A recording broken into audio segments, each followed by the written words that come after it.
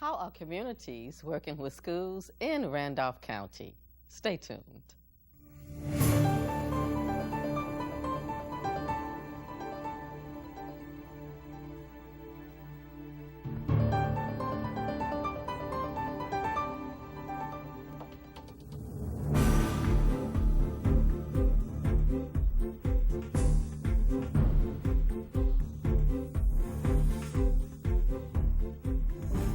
TCT presents Public Report, a look at the issues and events of importance to our viewing area. Now, here's your host. Welcome to Public Report. I'm Sheila Pulliam. We have with us today Gwen Taylor, and she is the Assistant Executive Director of Communities in Schools of Randolph County. Gwen, welcome to Public Report. It's a pleasure to have you with us Great today. to be here, Sheila. Thank you. My pleasure. Now, let's get started. Can you tell us about what it is to be Communities in Schools? Well, Communities in Schools is a national organization. We're in about 27 states, and in North Carolina, that is one of the strongest states in the United States. For Communities in Schools, we're in about 40 counties. What our mission is, we want to keep kids in school. We want to give them the supports they need. We want to empower them to succeed in school and graduate on time, prepared for life. Okay, so now you said with North Carolina is one of the leading states in this program. Is it because of this located in such a large area? What makes North Carolina such a big issue? Well, for one thing, there's the need, and we have a diversity of rural and urban. Okay. But you know, there are kids in need everywhere. And in North Carolina, we have just been very proactive in terms of raising our graduation rates and you know, working with the schools to see that kids get what they need to graduate on time. Now, what does this program consist of? They say if you see one Communities in Schools program, you see one Communities in Schools program. Our thing that we do the best is we look at the local needs. In Randolph County, we have our program broken down in 3 different areas. But all of those things focus in on one of 5 basics. We believe all kids deserve 5 basic things. The first is a one-on-one relationship with a caring adult. Communities in Schools was founded back in the 1970s by a fellow by the name of Bill Milliken. And one thing he said was, programs don't change people, relationships do. So we want to make sure that those kids know that there's at least one person in their lives to care about them, to ask them, are you getting your homework done? What can I help you with in schoolwork? Encourage them to attend school. And then sometimes be that bridge between the teacher and the student, and be the bridge between the school and the family. Now, how are the adults identified for this program, though? Most of them are volunteers. You know, there are a lot of people out there who have a heart for kids, who have the time for kids, and we just ask them to give 1 hour a week for the school year. Now, most of our volunteer mentors, once they've established that relationship with a child, they're going to follow that child from elementary school through middle school.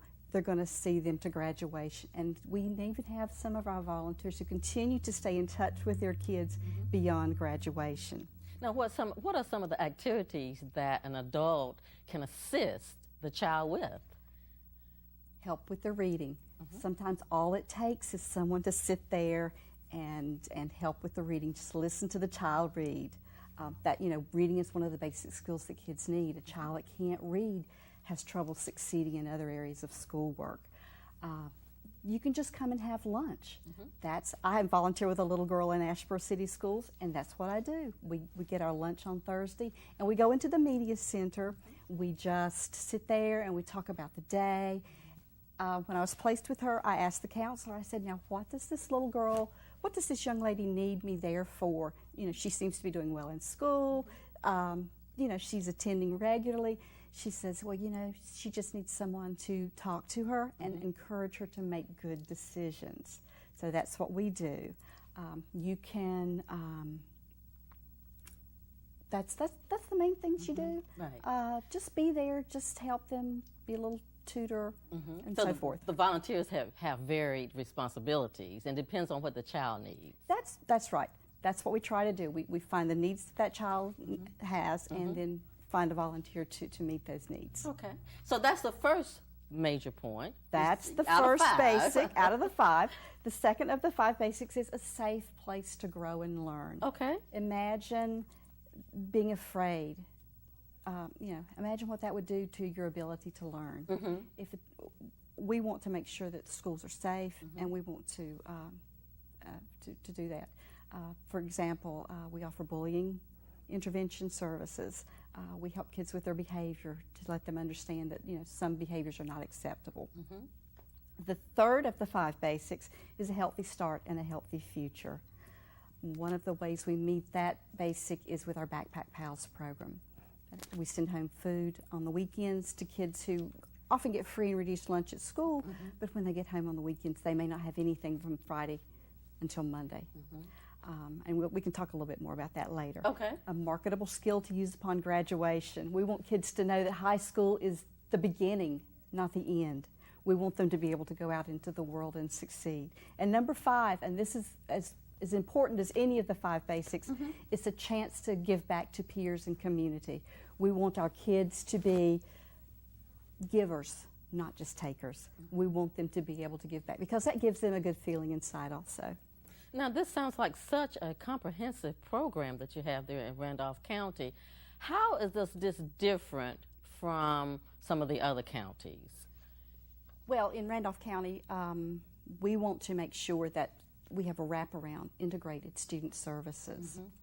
Whatever a kid needs is what we're going to try to provide.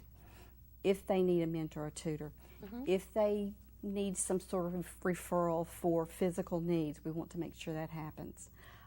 If they just need some encouragement to get to school on time, we want to make sure that happens. So it's an integrated student services type of organization. And that's common throughout the communities and schools. It's just the way that we do it in Randolph County and the individualized programs that we offer. Now, are you working directly with the parents as well? We do work somewhat with the parents. That's sort of a new area for us. Like all organizations that deal in education, we want to focus on ABC. For us, A is attendance, B is behavior, C is coursework. But we want to add a P in there. We want to involve the parents. We want them engaged in schools because sometimes parents don't know how to navigate that educational process for their kids. They don't know what's expected because they maybe didn't have the kind of parents who were involved in school. So we want to involve the parents as well. Now, is your program located in all of the schools in Randolph County? We offer our programs to all the schools in Randolph County plus Asheboro City schools. That's 39 schools. Oh, wow. We also do some programs for URE Charter School. Okay. So that brings it up to 40. Okay. So now this is public and private schools? Well, the public schools. Okay. Plus the charter school. Okay, gotcha. We don't go into private schools. We just have limited funds, and they usually have different resources than the public schools do.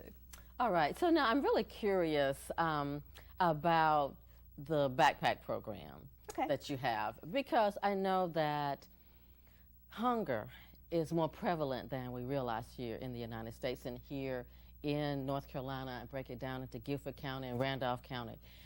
How are you seeing a big difference that the backpacks are making in the students' lives? We do. Okay. One of the sad things about living in this area is that has come out lately is that we are one of the highest levels of food insecurity in the nation. I think we're number 2 in this area. We estimate that somewhere between 1 in 4 and 1 in 5 students in our schools is in a food insecure environment. What the Backpack Pals program does is sends home a backpack of food on Friday afternoon, and the kids eat on that until they come back to school on Monday morning, because most of these kids are already on free and reduced lunch. What we track these kids for is attendance and academics. And we will look at their report cards every report period, and by and large, these kids, you see them improve their grades. Okay. Many of them also improve their attendance. Okay. We see these kids, they want to be in school, especially on Friday, because that's when they get their backpack. Okay. There was one high school student. We started the backpack program at the elementary school level, and as the kids have grown and aged and gone up in the grades, we're now on the high school level. We saw a young man at the high school level this past fall, and it was exam time, and he didn't have an exam. So one of the teachers had, arranged for him to go home. And next thing you know, the kid's back at school, and the principal sees him and says, why are you here? You don't need to be here. He says, it's Friday. I need to get my backpack. He had walked 2 miles back to school to get his backpack on a Friday afternoon. Awesome. That is the kind of need there is out there, and that's the kind of impact it's making on these kids' lives. Well, what type of products do you put in those backpacks? We try to put kid-friendly food. We had volunteers in last night packing backpacks, so it's still going through my head. We put ramen noodles. We put 2 main dish items. It's Vienna sausage. It may be a can of ravioli. Just something that's easy for the kids to fix. We'll do a fruit and a vegetable, or maybe a fruit and a pudding, just the little cups of fruit. We do a couple of snacks, some peanut butter crackers or some granola bars. We do a couple of breakfast items. And so is that 11 items? Oh, yeah. And so enough there for that child to get through the weekend. Just through the weekend. Okay. Yes. Now, are the backpacks packed or assembled at school? We usually assemble them ourselves. We have great support from the faith community.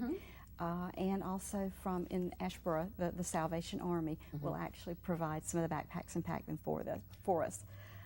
If it wasn't for the faith community and some of our partners, it would be really hard to sustain this program, because we serve 600 kids every week. Oh, wow. Multiply that over a school year, it's in excess of 18,000 backpacks in a school year's time. That is awesome, and that's an astounding number, actually. But now, is this handled discreetly for those children? That's the purpose of the backpack. Okay. We don't want any child to be embarrassed that they are getting something extra. Okay. So we will either pack the food in a backpack. Some schools prefer not to use the backpack, so we'll tie it in a grocery bag, just an anonymous grocery bag, so that they can slip it down into their backpacks as discreetly as possible. In other areas, we'll actually load the backpacks on a bus, so as the kids get off the bus, they just take one and go at their bus stop. All right, awesome. Now, Gwen, are you finding that because the children are getting those meals on the weekends, something their study habits are improving? Are you finding that the academics are improving across the board? Their grades indicate that they're going up. Okay. The grades are going up, and we do monitor those, and we try to, if we see that there's evidence that the grades are not going up, then we'll chat with the counselor and see if we can find out what's going on. Okay, all right. Gwen, this is really, really good information that you're sharing with us now. And what we're going to do, actually, we're going to take a little break, and we're going to come back and have some further discussion with Gwen Taylor of the Communities in Schools.